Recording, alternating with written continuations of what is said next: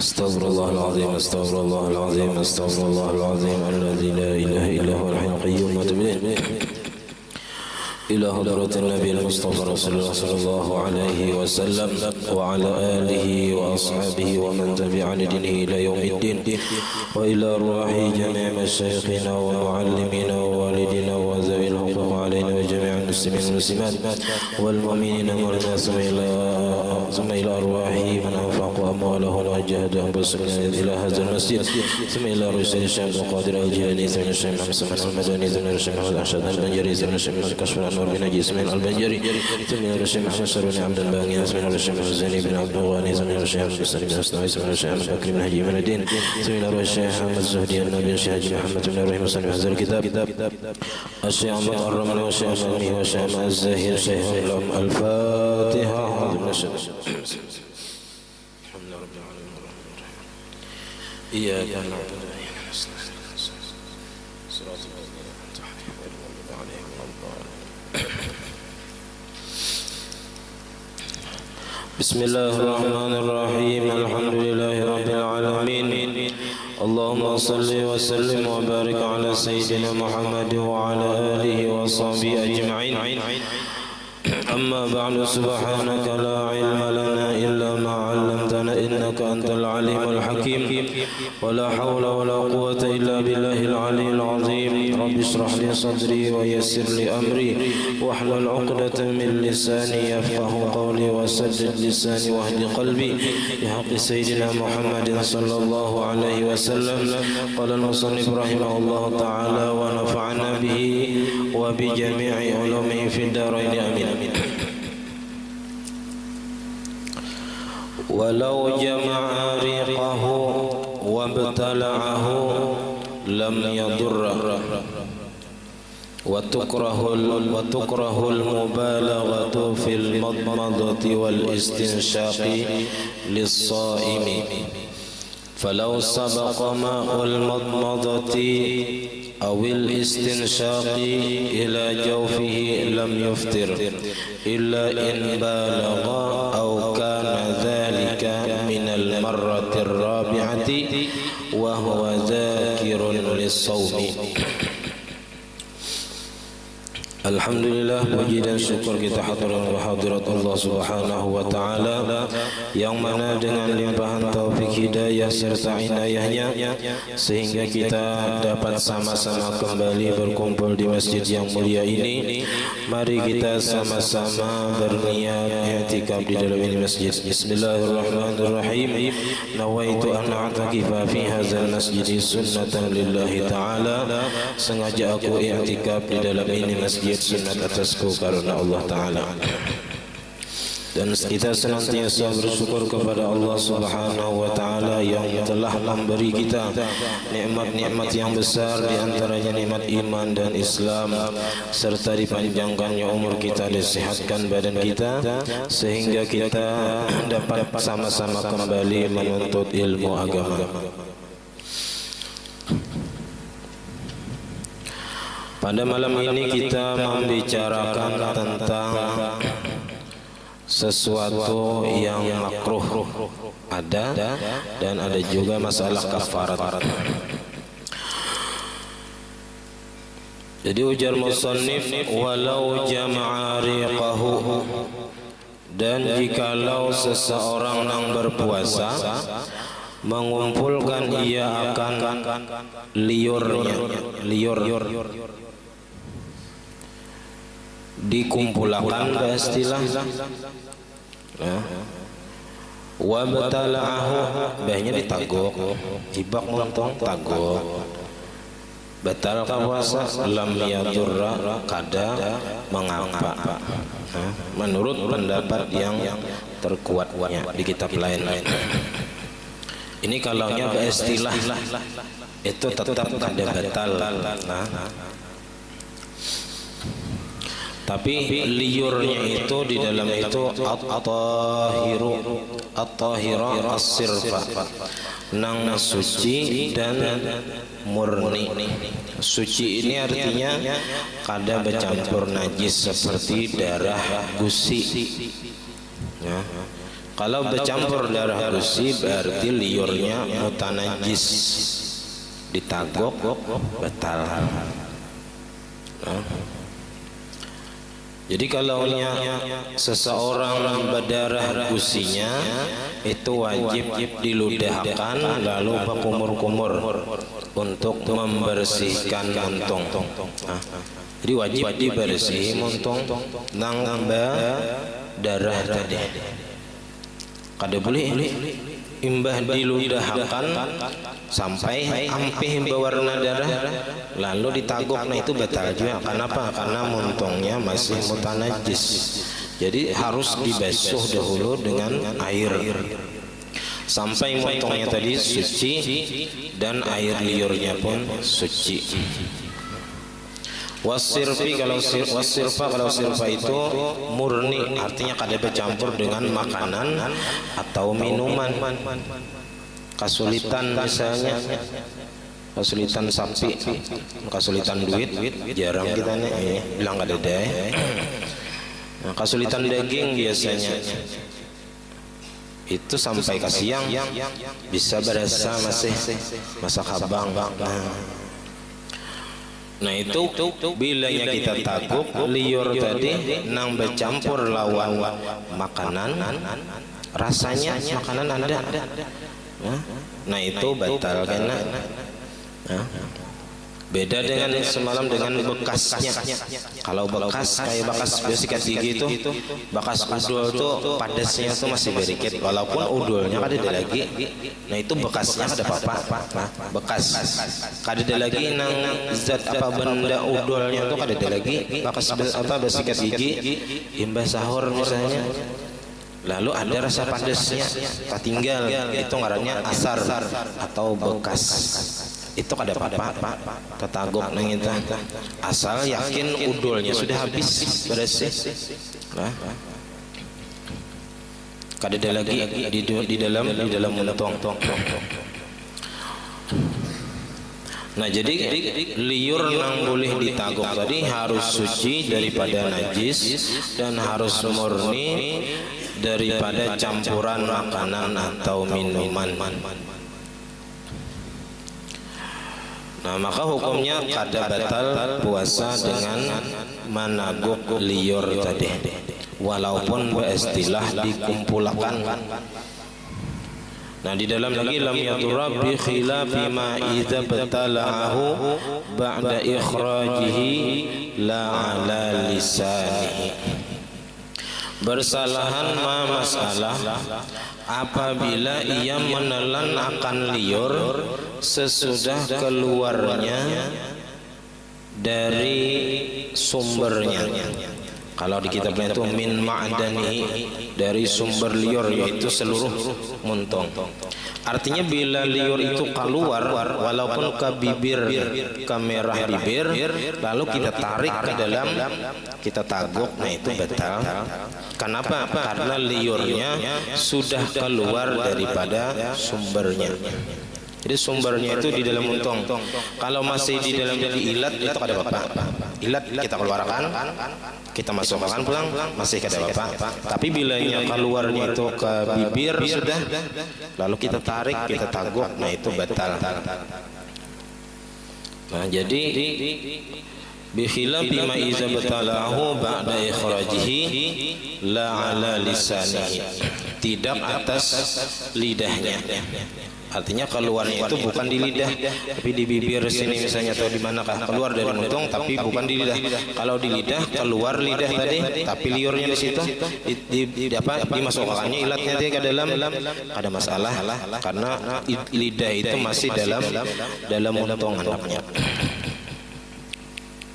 Walau ila zahiri syafati, walaupun kepada yang zahir daripada bibir. Nah jadi kalau sudah ke bibir, keluarnya liur tadi kita isap, kita bolehkan ke dalam taguk, batal. Au mukhtalitan bi ghairihi, atau batal juga nih bilanya mukhtalitan bi ghairihi, bercampur dengan selain liur. ada campuran makanan atau minuman, au mutanajjisan atau liurnya tadi mutanajjis, terkena najis, walau bidami lisatihi, walaupun dengan sebab berdarah gusinya, hatta law damiyat lissatuhu, sehingga jikalau berdarah gusinya, berdarah gusi, berasa kita aja ada rasanya, rasa apa, masin-masin, rasa darah beludah, dasar ada warnanya abang. Nah, jadi jikalau berdarah gusi, fabasuqa maka beludah, ya beludah terus, ya kan, hatta sofia, sehingga bersih, putih liur tadi pulang, asalnya abang, kuning putih. Jadi imbah berdarah diludahkannya terus sampai bersih. Darah tadi kada lagi apa, bersih dah anunya, liurnya tadi. Nah, lalu summa ibtalahu, kemudian ia tabuk akan liur tadi, aftara, niscaya batal puasanya. Kenapa? Karena alasannya itu li'anna riqa tanajjasa, karena liurnya itu mutanajis atau terkena najis karena belum dibasuh.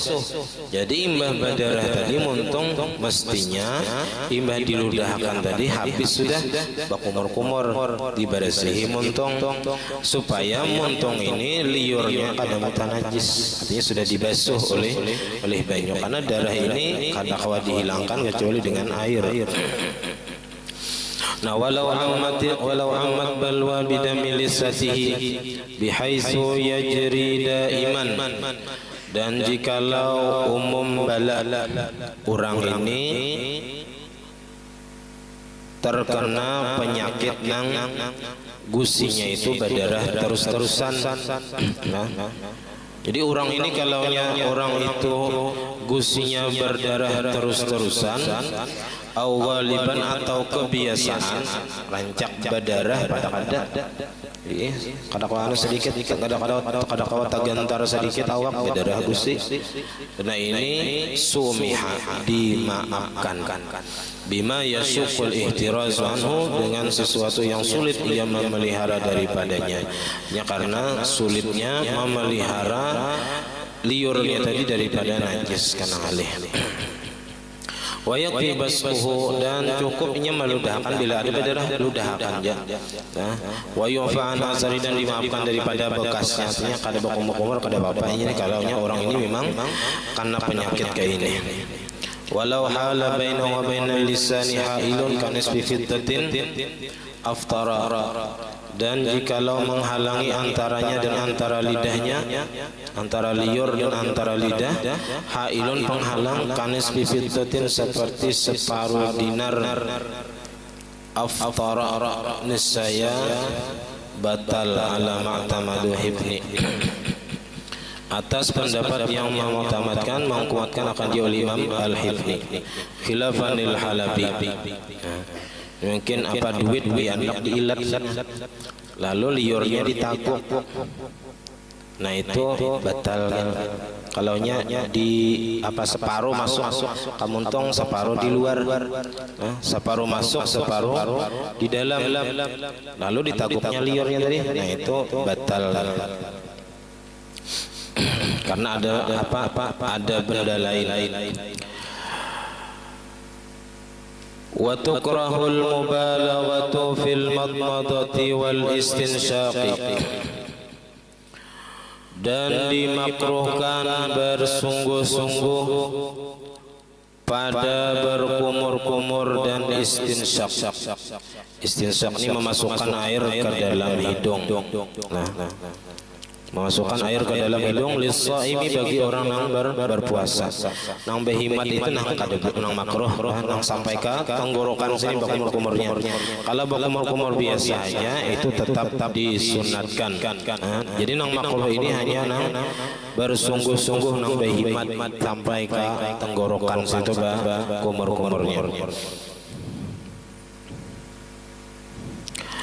Maka jawabnya ila jaufihi, kepada tenggorokannya, lam yuftir, kada batal. salah. Falau sabaqa ma'ul madmadati awil istinsyaqi ila jawfihi lam yuftir.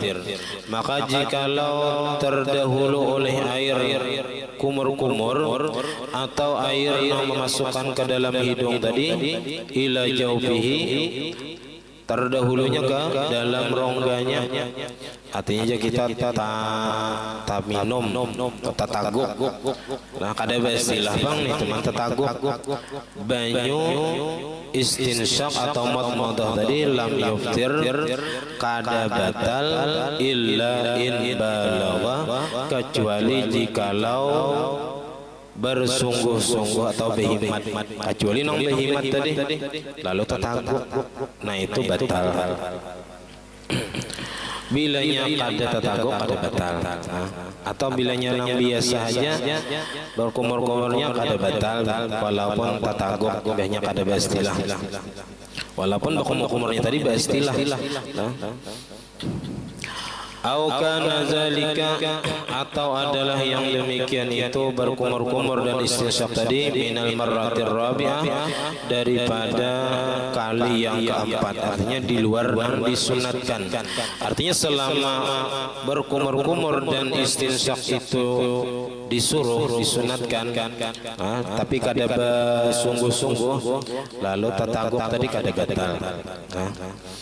Lalu di dalam itu, dalam kata-kata lam yuftir ay litawalludihi min ma'murin bihi, karena munculnya atau lahirnya berkumur-kumur atau mata-mata istinsyak tadi daripada yang diperintahkan dengannya. Wa yustafadu minal illati, dan diambil ilmu atau diambil faidah daripada alasan di situ, anna sabqa ma'il ghuslil wajibi awil masnuni la yuftiru bihi, bahwasanya termasuknya banyu mandi wajib atau mandi sunat tidak batal dengannya. Wa minhu yukhadhu annahu law ghassala uzunayhi fil janabati wa nahwiha walau bil inghimasi fil ma'i fasabaqa al ma'u ila al jawfi minha lam yuftir. Dan daripadanya difaham bahwasanya jikalau membasuh seseorang akan dua telinganya pada mandi junub dan atau seumpamanya, walaupun dengan menyelam ke dalam air, maka tamasuk banyu tadi ke dalam rongganya daripada dua telinganya lam yuftir, kada batal. Lam yuftir.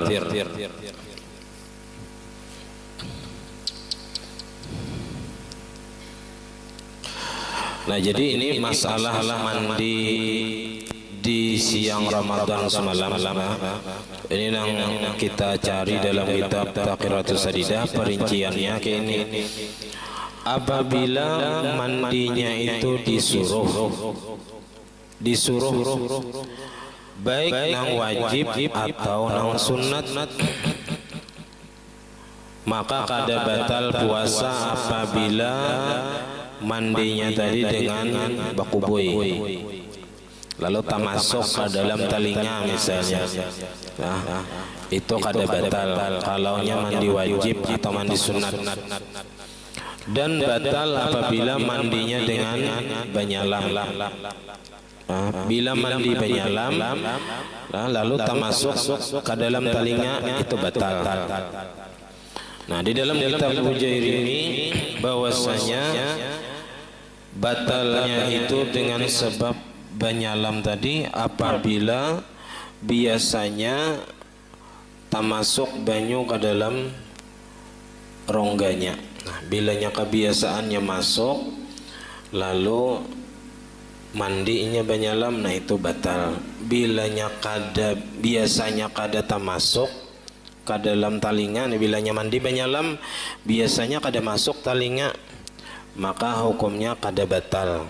Nah, jadi mungkin musannif di sini mengambil pendapat Imam Al-Bujairimi dan mengatakan kada batal bilanya mandi banyalam itu termasuk ke dalam telinga, kecuali apabila biasanya bilanya mandi banyalam tamasuk, hanya batal bilanya kemasukan ke dalam telinga.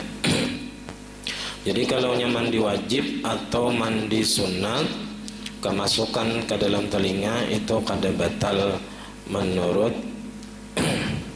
jadi kada batal amunnya biasanya kada kemasukan banyu. Bila biasanya kemasukan banyu, maka bilanya mandi waktu itu kemasukan banyu, maka batal puasanya. Nah, illa iza arafa min adatihi, kecuali apabila inya mengetahui dari kebiasaannya bahwasanya sampai banyu itu daripadanya ke dalam rongganya atau ke dalam otaknya bil inghimasi dengan sebab penyelam, fa innahu yuftiru, maka bahwasanya batal. Jadi di sini bilanya biasanya kemasukan banyu bila penyelam lalu mandi di bulan puasa kemasukan banyu batal. Bila biasanya kada kemasukan banyu, bila mandi penyelam kada kemasukan banyu lalu mandi di bulan Ramadan pas kemasukan banyu maka ada batal. Itu menurut pendapat yang di sini. Tapi pendapat yang sebutingnya bilanya penyelam kemasukan telinga batal, itu batal. Jadi ini khilaf perkara ini, khilaf, ada nang tafsil, ada nang mutlak. Nah, tapi apabila mandinya itu kada diperintahkan seperti mandi basigar-sigar atau mandi babarasi saja, maka batal puasanya apabila masuk banyu tadi ke dalam telinga atau ke dalam rongganya, sekalipun inya kada basing saja, sama adanya mandinya tidak bakuboi atau mandinya penyalam. Jadi mandi bakuboi kan kalau mandi biasa, jadi nang berhati-hati itu kita mandi biasa saja, mandi biasa. Bilanya kita mandi bakuboi, hati-hati nguboi telinga, apalagi penyalam bagiannya, nah, berhati-hati.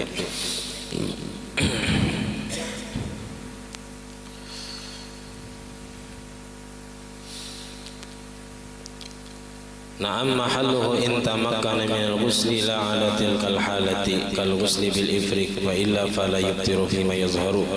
Nah, bujur aja sih, tapi tempatnya itu jikalau memungkinkan daripada mandi tidak atas keadaan yang demikian itu mengkawa aja kada penyalam, baik kada usah penyalam karena di sini bilanya penyalam.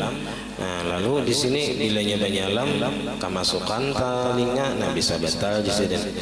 Nah, kalau ghusli bil ifrik seperti mandinya dengan cirat bercucur, kawah bercucur, wa illa pakai keran, nah, pakai suar, pakai salang, kawah aja kayak itu. Wa illa fala yubtiru, amunnya kada kawah kayak itu jisidan maka kada batal. Tanya mau kada ada alatnya kesan besiram, kawanya penyalam aja di situ, nah, kada batal. Kawanya penyalam aja, kada ada nang cirat, cibung, salang, kada batal. Wa huwa zakirun lis-shaumi, dan bermula ia ingat bagi puasa. Ingat bagi puasa. Nah, bilanya kada ingat kada batal, kada ingat pada puasa. Nah, jadi kesimpulannya makruhnya puasa itu di dalam kitab Taqratus Sadidah ada 8 macam. Pertama, mengunyah sesuatu tapi tidak ada nang terpisah daripada sesuatu itu nang masuk ke dalam rongganya. Nah, bilanya ada nang masuk walaupun sedikit, walaupun halus, nang terpisah daripada sesuatu itu maka batal kan. Ya, jadi mengunyah sesuatu nang kada terpisah daripada sesuatu itu ke dalam rongga. Apa misalnya nang karet, apakah kalau di biasanya kada terpisah daripada sesuatu, atau bigi salak dikucuk misalnya, tapi kada ada nang terpisah daripada bigi salak tadi ke dalam sesuatu, ke dalam rongga. Nah itu tapi hukumnya itu makruh. Yang kedua, merasai makanan tanpa ada perlu atau hajat. Jadi zauqut ta'am itu makruh bila ada hajat. Bila ada hajat untuk merasai gulanya, rasanya, itu kada makruh. Yang ketiga, makruhnya puasa itu berbekam, mengeluarkan darah dari awak atau dari kepala. Nah begitu juga orang yang membekam hukumnya makruh juga. Yang keempat, makruh puasa itu membuang banyu sesudah berbuka puasa. Banyu yang pemulaan masuk ke dalam muntung itu dikumurakan aja, itu dikeluarkan, itu makruh karena itu menghilangkan berkah puasa. Yang kelima, mandi benyalam, ini makruh juga karena tadi bisa batal amannya masuk. Yang keenam, as-siwak ba'da zawal, bersikat gigi atau bersiwak sesudah zuhur. Jadi mulai zuhur itu kada usah bersiwak lagi, makruh hukumnya. Nah, makruh karena puasa, karena ujar Nabi, walladzi nafsi biyadihi la khalufu famis shaimi atyabu indallahi min rihil miski. Demi Allah yang diriku di dalam kekuasaannya, sungguh baunya mulut orang yang berpuasa itu lebih harum di sisi Allah daripada minyak harum kasturi misik. Itu hari kiamat kena harum benar. Jadi kalau kita menghilangkan bau mulut orang berpuasa tadi, kita hilangkan bau mulutnya, itu sama dengan menghilangkan asar ibadah, menghilangkan bekas ibadah. Yang ke-7, kasratus syabai wan naumi, kekenyangan sahur atau kekenyangan buka puasa atau makruh. Wan naumi, guring aja seharian, ya kah? Ini makruh juga. Wal khawd bima la ya'nihi, bepandir nang kada bepaidah, itu makruh juga. Kada bepaidah ini berdosa kada, berpahala kada, cuman membuang-buang pulsa jurang tak, ya kah? Yang ke-8, tanawulus syahwat al-mubahah, ya kah? Mengambil menganuakan syahwat yang dibolehkan. Ya, kayak minyak harum, minyak harum itu makruh hukumnya bulan puasa karena itu termasuk menyenangkan syahwat ke-7. Jadi makruh kita bulan puasa itu bersedap-sedap walaupun itu dibolehkan. Mandi misalnya 2 jam mandi berendam pakai isbatu ulang, nah itu makruh, itu bersenang-senang ngarannya. Ya, jadi kita tinggalkan sesuatu yang boleh tapi itu menyenangkan bagi awak kita. Nah, itu ditinggalkan. Atau mendengarkan sesuatu yang maulah kita asik, ya kan? Nah, itu ditinggalkan juga di bulan Ramadan. Nah, jadi kita malam ini ada yang meminta tahlil mahaul orang tua si saudara Fahmi, ya kan? Imba isanya kita sarwan pulang wadah mimat. Nah, dititir kita sehari 5 kali hari ini, ya kalahan Jumat berkah, esok subuh ada pulang kan, bakulat panci. Nah, alhamdulillah ya kalah, mengkawat tiap hari kada apa-apa juga kayaknya. Cuman kada masak sekali. Takana titir benar kita nih. Nah, jadi kita diminta bertahlil. Nah, ada berbagi toh nasi bungkus pinanya, ya. Mon kada mayu berilah ajar, ya. Kada saat menghitungi orangnya, berkira-kira aja. Nah, jadi watajibul kafaratu, wallahu alam bisawab. Tahlil min taridha. Nah, kita bertahlil sedikit menghadiahi orang tua daripada saudara Fahmi. إلى حضرة النبي المصطفى رسول الله صلى الله عليه وسلم وعلى آله وصحبه ومشايخنا معلمينا والحسن الرحيم مرحبا بن أهلا سنها بنت عتيب محمد داود بن يحيى بن مرحبا. الفاتحة. بسم الله الرحمن الرحيم الحمد لله رب العالمين إياك نعبد وإياك نستعين اهدنا الصراط المستقيم صراط الذين أنعمت عليهم غير المغضوب عليهم. آمين. بسم الله الرحمن الرحيم. قل هو الله أحد الله الصمد لم يلد ولم يولد ولم يكن له كفوا أحد. بسم الله الرحمن الرحيم. قل هو الله أحد الله الصمد لم يلد ولم يولد ولم يكن له كفوا أحد.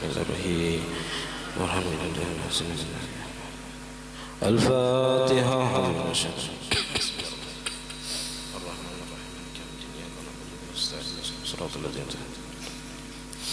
آمين. بسم الله الرحمن الرحيم. الحمد لله رب العالمين. اللهم صل وسلم وبارك على سيدنا محمد وعلى آله وصحبه أجمعين. اللهم اجعلنا يا مولانا لآلائك ذاكرين ولنعمائك شاكرين وعلى قضائك وبلائك وقدرك من الصابرين ومن الحلال مرزوقين وعن الحرام معصومين وفي الجنان منعمين وعن النيران مبعدين وإلى وجهك وجه نبيك سيدنا محمد صلى الله عليه وسلم يا رب ناظرين متمتعين. ردنا اللهم إليك مردا جميلا، ردنا اللهم إليك مردا جميلا، ردنا اللهم إليك مردا جميلا، ولا تجعل اللهم للشيطان علينا في سائر الحالات ولا عند الموت ولا قبل ولا بعد كيدا ولا سبيلا، وأثبتنا اللهم على قراءتنا هذه وغيرها ثوابا جزيلا وأجرا منك عظيما، وتقبل منا بفضلك وكرمك قبولا حسنا جميلا جليلا. اجعل اللهم يا مولانا ما قرأنا وما كبرنا وما هلنا وزيادة شرف يا صلى الله عليه وسلم. ثم إلى الرياء إخواني من الأنبياء والمرسلين صلوات الله وسلامه عليهم وعليهم أجمعين وعلى آل كل الأصحاب والقرابة والتابعين والتابعين بإحسان إلى يوم الدين.